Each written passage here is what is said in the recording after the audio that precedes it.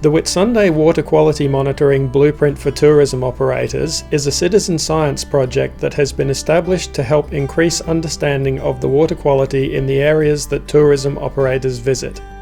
The reason this got started was because there was some significant concern, particularly from the tourism industry, around the water quality in the Whitsundays, that it was quite poor, especially when it comes to visibility, which is obviously really important for the tourism industry. But it also has a really significant impact on our Great Barrier Reef. In order to save costs, the idea was raised that tourism operators who are already out on the water in the area should be trained to deploy and collect data loggers as well as undertake water sampling during the course of their everyday operations.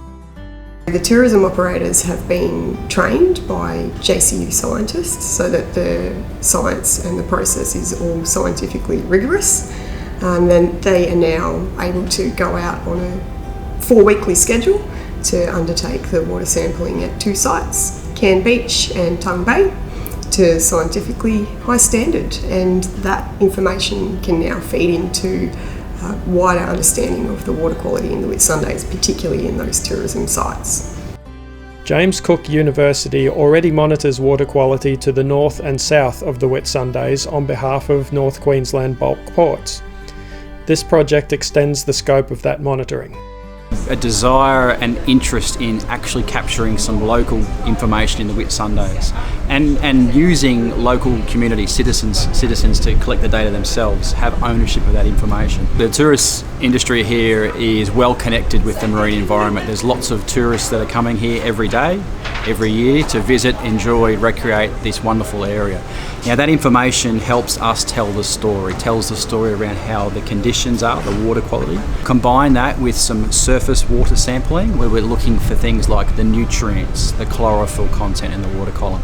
And so over the next 18 months, collecting this information routinely, we can start to build a profile and detailed understanding of the water quality conditions. Water quality is one of the Whitsundays' ongoing challenges. Anecdotally, you'll hear people say that visibility is different now than it used to be 10, 20 years ago, and it's different from day to day, week to week, month to month. Sometimes we hear reports of fantastic visibility, other times we hear it's not so great, and we don't really know why. We just don't have that baseline data.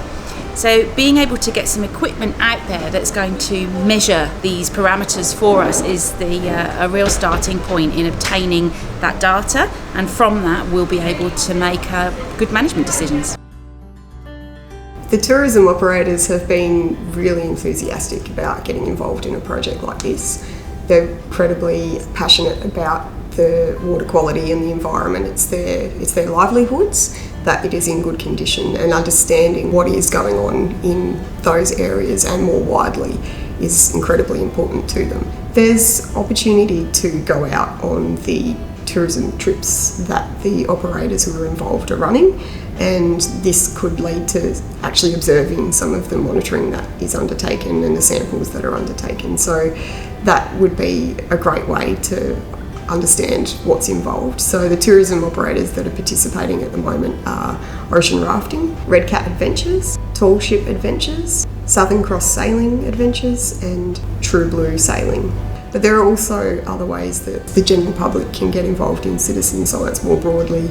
There's the Eye on the Reef app, which is delivered by Great Barrier Reef Marine Park Authority. You can add sightings, interesting sightings from things you see on the reef while you're out on your own trip. There's also reef health surveys that you can learn to undertake, and a wide variety of other groups that you can look into participating with. It really promotes the importance of citizen science, the water quality issues, and also the things that you can do to improve water quality. That observation and really learning from seeing what's going on is something that we're hoping to boost the outcomes of this project.